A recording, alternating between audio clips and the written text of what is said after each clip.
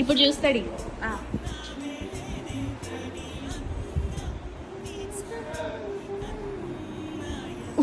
నువ్వు ఉండేది మణికొండ కదా? అది వచ్చింది టర్న్ వచ్చింది. అది మణికొండ టర్న్ ఉంది అక్కడ. ఉంది చూడు, ఇట్లుందా? నువ్వు రీసెంట్గా ఏదో ఫేస్ చేసావు.